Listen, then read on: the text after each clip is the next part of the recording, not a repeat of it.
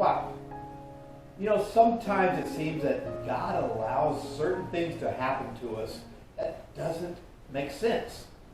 We lose a relationship we're in. We lose a job. We lose something that's important to us. And we find ourselves in circumstances sometimes that just put us in a place that we shouldn't be.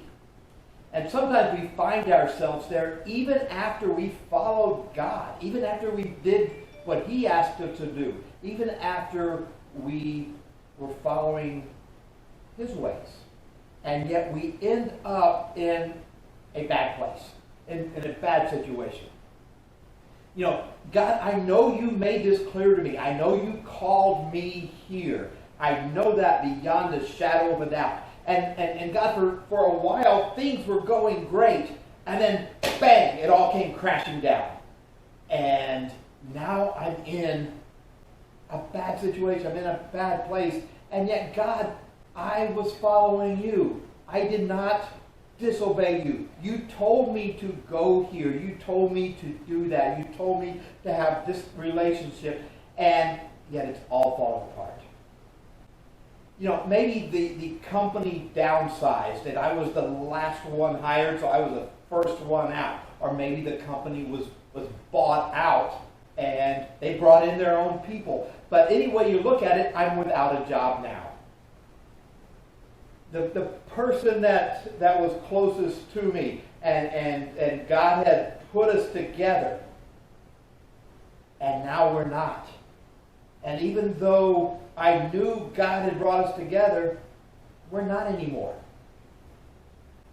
Where is God during these situations? Did I not understand you, God, correctly? Did you not call me here? Did I not follow what you put in place in my place there? Did you never really want me to leave my other job and go to this new job that I subsequently lost and I'm now unemployed? Did I misread you, God? Do I really now understand your calling? And, maybe you didn't call me there. Lord, I'm confused. Help out.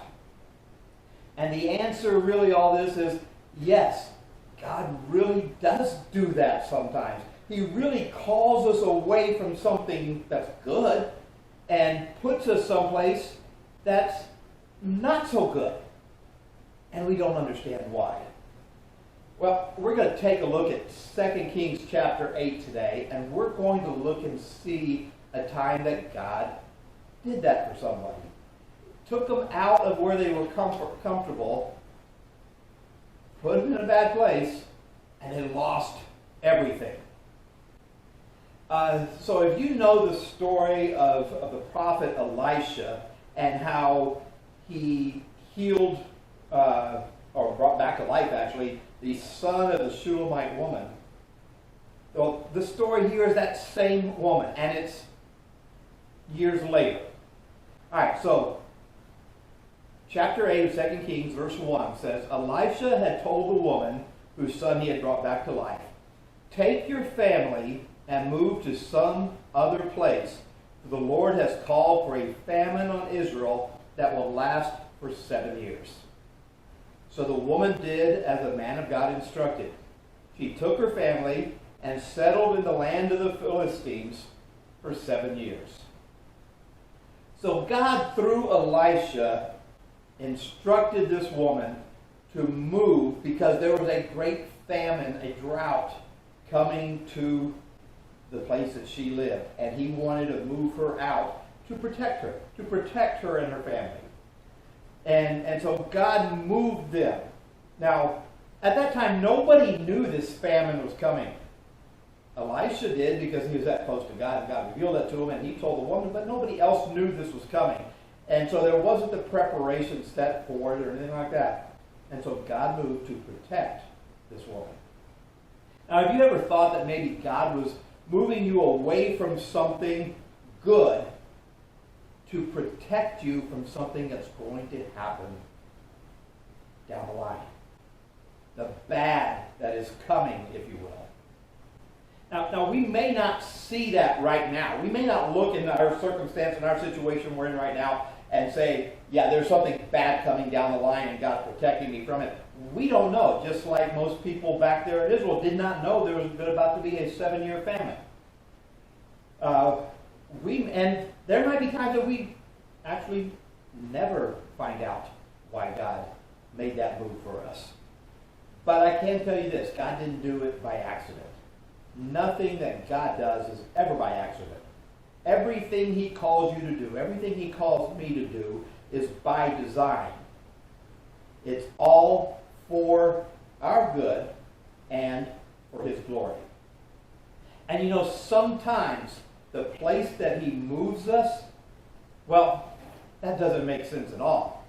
I mean, it's not only that we've left a really good place, but now He's put us in a place that's not good at all.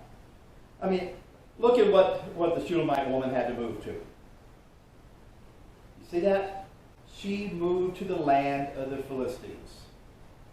The land of the Philistines. Now, what do we know about the Philistines? Yeah, that's it. Goliath.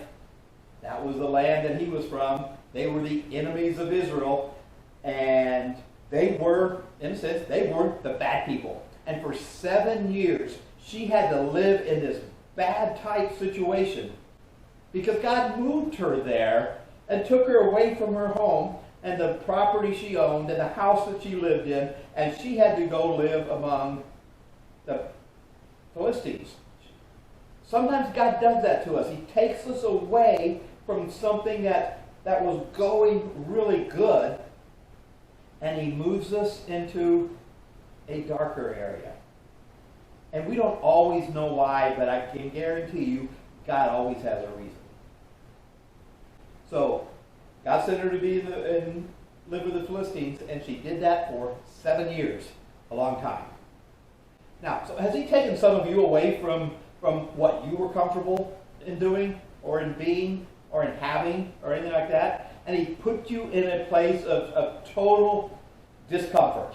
I don't like what I'm doing now. I loved what I was doing before. I loved the people I was hanging around with. I loved the ministry that I might have had. I loved all of that. But now I'm in a place where I don't have any of what I had. And I guess the question that we always ask is why? Why does God do that? Is this place that He's putting me, is it to punish me? Or is it to actually, in some fashion, give me something better, something new? But we don't always know what God's doing. Oh, in hindsight, sometimes we can look back on it and say, okay, God, that totally makes sense now. I see why you moved here, why you did this, why you took away this, and stuff like that. Sometimes we can see that in hindsight. But sometimes we're not always sure. Let's look ahead. Let's look ahead to the book of Acts. And it's a familiar story probably to a lot of you. When the great evangelist Philip was holding this great revival, if you will, and people were coming to know the Lord left and right, and it was a successful thing. And then all of a sudden God said, oh, I'm taking you out of there and I'm depositing you in a desert road somewhere, and you're going to talk to one person, that Ethiopian that was driving or riding in the carriage by. So why would God do that? Why would God take what Philip was doing with thousands of people just so He could reach the one person? Now, we don't really know. Christian history teaches us that this Ethiopian then became a great evangelist in Ethiopia and brought salvation, brought Christianity to that nation. The Bible doesn't record that. That's Christian tradition. So we're not 100% sure. But if that was the case, and God zapped Philip away from what he was doing and deposited him so that he would meet one man, but that one man then would go off and convert a whole nation, then we can say, that totally makes sense, God, I get it. But what if God didn't do that? Or what if that Ethiopian didn't go back to his country and become a great evangelist? What if he is the only one that was affected by the conversation that he had with Philip? We don't know why God did that. I mean, yes, he saved that person's soul, and that's awesome, and praise God for that. But we sometimes like to look at numbers and say that so much was going on there, we don't understand, and that's okay. What we do need to do in that case, as a side note here, is rejoice because there was a new soul that came to know Christ. We often don't understand why God takes something away from us to give us something that we don't think is near as good. Philip didn't think that desert road and one person was near as powerful, near as great as the revival that he was holding. And by all outside appearances, it probably looks that way. And to us, when God does something and takes us away from something really successful, really great, really something that brings us joy, really affects other people, all that kind of stuff, and puts us in the desert, if you will, it doesn't look that great on the outside because we really don't know what God's doing. And sometimes he doesn't want us to know. I mean, why wouldn't he want us to know that? Well, maybe if he gave us the end picture and showed us what it was going to really look like, we would, well, maybe we would say, no thanks, God, I don't want that. Or if he shows us the big picture and the great picture and what it's going to look like as something awesome, we may be tempted to try to skip all the little steps in between to reach that goal faster than what God was wanting it. Because God may be wanting to do a lot of preparation before that happens. He wanted to do preparation in our hearts. He wants to do preparation in whatever's going to be happening. And if we know the end of it and we jump ahead to it or try to jump ahead to it, none of it's ready. We're not ready. They're not ready. None of that. So that's why sometimes God doesn't show us the big picture. He doesn't show us the end result. But he will always, always show us the next step. What am I supposed to do right now? Now sometimes that message that God gives that says, this is what I want you to do right now, is just to sit back. Sit back and let God work inside of you. Sometimes that next step is God says, I want you to go and I want you to go here and do this. And you know that's probably not the end result, but that's what he's taking you to right now. Well, let's go and continue our story with the Shulamite woman there. And the story takes up 7 years after she left her land. So she lived with the Philistines for 7 years during the time of famine, and now she's back. So let's continue that. Verse 3 of chapter 8. After the famine ended, she returned from the land of the Philistines, and she went to see the king about getting back her house and land. So now we see the real problem. When she moved away, she lost her house. She lost her land. And now that she was back, she had no place to live. So she had it going great here. God moved her to live among the godless people, the enemies, if you will, for 7 years. That's bad. Now she comes back and like, I don't have a place to live here anymore. They've taken my land. They've taken my house. Well, we've probably all been there in some form or fashion. No, we may not have lost our house, or we may not have lost our job, but we have experienced some kind of great loss, something that we want back. Like the Shulamite woman wanted back her house and her land. Now, sometimes God will give back exactly what we lost. He'll give us back that same job. He'll give us back that same house. He'll give us back that same person or that same ministry. Sometimes God does that. But sometimes he doesn't. But what he gives back is something even better. I don't know if you can read it or not, but right back here, there's a plaque on my wall that I made from something that a good friend of mine that was going through a rough time said when God told them, hey, I've got something better for you. And when they gave me that quote, God saying, I've got something better for you, oh, that stuck in my heart, and I haven't let go of that statement then, because it is powerful. No matter what we're going through, no matter the pain we're feeling right now, no matter the mistreatment we have by other people, no matter the betrayal maybe that we have from other people, that sign back there, I have something better for you, which that's the title of this message. God saying, I have something better for you. And that's a promise that if God is not just going to restore just what you lost, He's going to restore other things that makes it even better. That when God works, God does not work halfway. God makes things better. And as hard as it is to grasp that sometimes, when we're in the middle of our own pain and our middle of our own frustration, our own circumstances that are not so good, we must learn to trust God.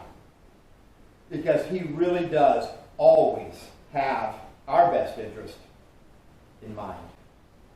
Whether or not He gives back to us exactly what we lost, or He gives back to us something different that we will find out eventually is better. All right, let's continue on. Verse 4. As she came in, the king was talking with Gehazi, the servant of the man of God. All right, Gehazi was the servant of Elisha, the great prophet.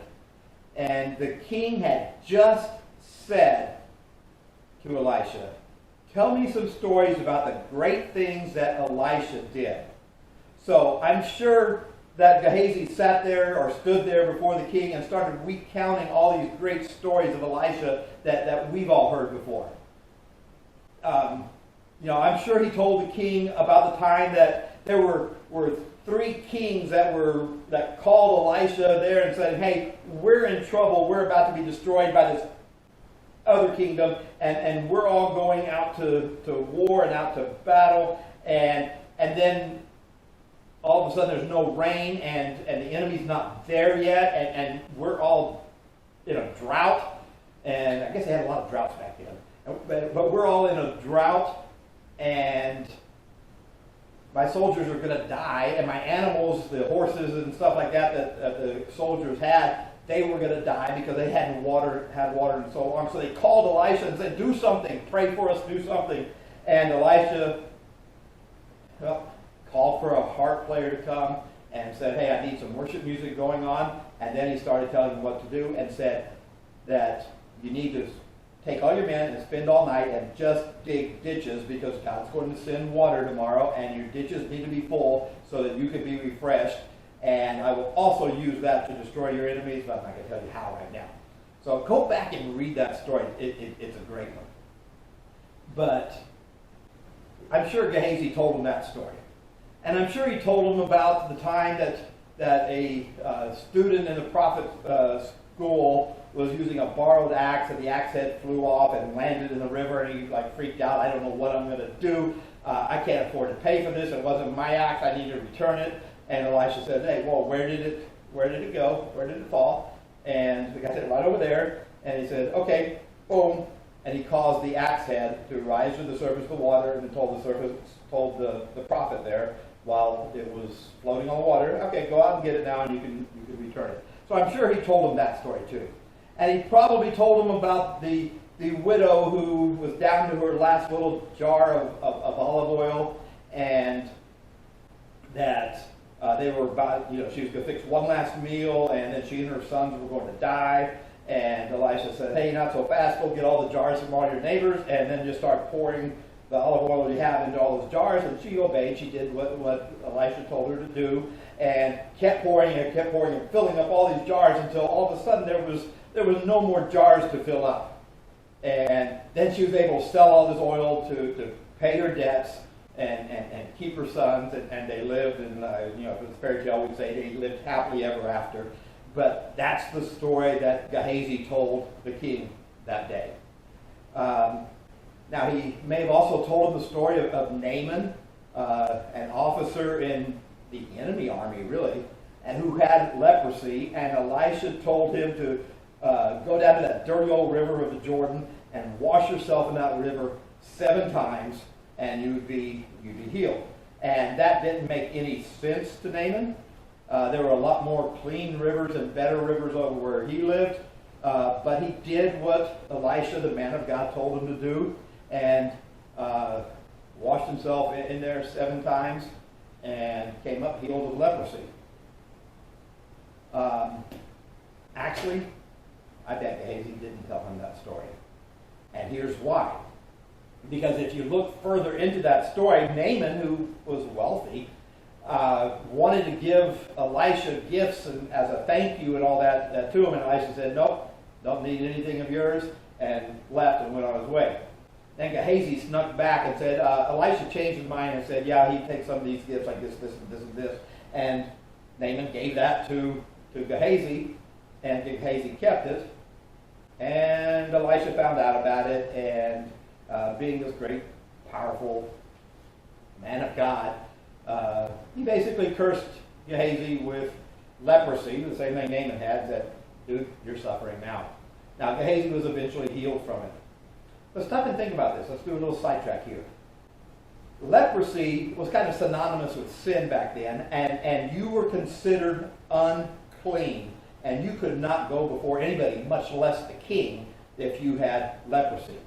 Hang on, think about the spiritual application I'm going here with this one. And now Gehazi here is standing before the king, confident and healed, and yet because of his lying and disobeying God and stealing, basically, he had been cursed with leprosy. God forgave him, God healed him, God restored him, and now he was able to, without any blemish on him, stand before the king. And that just wasn't going to happen before had God not restored him. So, obvious spiritual application there. When we've messed our lives up, when we've done something, when we've sinned, that God not only forgives, God restores. And that's important to know. And we now have that confidence to stand before the king just as if we had not sinned, because that's the way God sees us at all times. God sees us because of the blood of Christ that's in us, on us, metaphorically speaking, that he sees us and he sees Christ. He does not see sin. That sin has been totally washed away. Even sins that we committed today, or sins that we would commit tomorrow, God does not see those in us because he has totally restored us to a right relationship with him that cannot be broken. And yet sin itself breaks the relationship with God. So therefore, God can't see that sin. He's forgiven us. That's where the Bible says he's cast our sins as far as the east is from the west. He doesn't see it anymore. He only sees Christ in us. Well, I digress there away from our story a little bit, but that's such an important and deep point that I just am going to come back to over and over and over again in so many of my messages. So isn't it great that we have a God like that? I mean, people aren't that way. We can't, well, most of us can't. We can't, what they say, forgive and forget. And we put this standard on somebody and say, oh, they really screwed this one up, and so therefore I can't restore them. And yet, the God we serve restores. The God we serve does not hold that against us. The God we serve restores us to that right relationship with him, and we're supposed to be learning and doing and acting like God, and yet we don't do that. And I'm digressing again because it's such a pet peeve of mine right now. So anyway, God did restore Gehazi. Let me try to circle back and get back into the text that we're studying today. God did restore Gehazi, and he was now standing before the king. some of you right now have that desire to be restored. You want to be restored to what God had before for you. And in God's eyes, because of His Son, you are restored spiritually. And even though people still view you as damaged goods, God does not. So, verse 5 there. And Gehazi was telling the king about the time of Elisha had brought a boy back to life. And at that very moment, the mother of the boy, the Shulamite woman we've been talking about, walked in to make her appeal so that the king would give her back her house and her land. Now, do you see God's perfect timing here?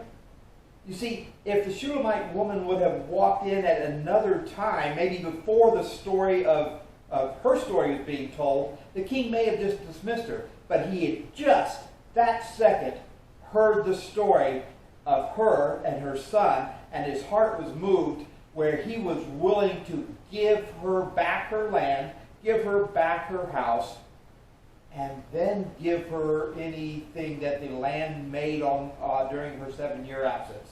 The lease of the land, the sale of the crops, which we don't know how much that was because of the famine, but I'm sure they leased out that land, and she ended up making the money for it instead of the king. He gave it all to her. And Gehazi said, "Look, my lord the king, here is the woman now, and this is her son, the very one Elisha brought back to life." "Well, is this true?" the king asked her. And she told him the story, so he directed one of his officials to see that everything that she had lost was restored to her, including the value of any crops that had been harvested during her absence.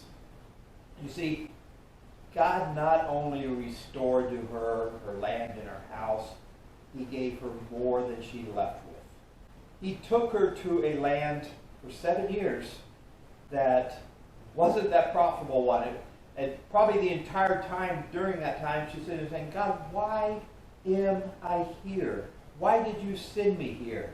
How many of you have been in that kind of situation? "God, why am I in this situation? I followed you. I did what you said. And my life right now is kind of a wreck." Well, God's promise to you, I've got something better for you. His promise is that you obey, and you will be restored one day. It won't be in your timing. It'll be in God's timing, when everything is set the way He wants it. Now, it's possible that some of our restoration time is actually going to be on our deathbed when we go to heaven. And we will be perfectly restored at that point. And sometimes that restoration may not be the physical things that we had, the job that we had, the relationship that we had, something that we had. It may not be that same thing that comes back to us. And what we lost physically, we may gain spiritually. But God always promises us that He has something better for us. And if He told us what that was back at the time when He first took something away from us, we may never see that as something better. But when that time arrives, when God does restore us, when God restores us with something new or something old, that it is better than it was before. So in the end, God gave the Shulamite woman more than she had when He moved her away. And God gives us more when He restores us. So whatever it is you've lost, whatever circumstances you are in that makes you feel like you're done, God promises, I have something better for you. You may find out next week, you may find out in a few months, you may find out like the Shulamite woman did in 7 years, or you may find out when you step through those gates of heaven. But God always has something better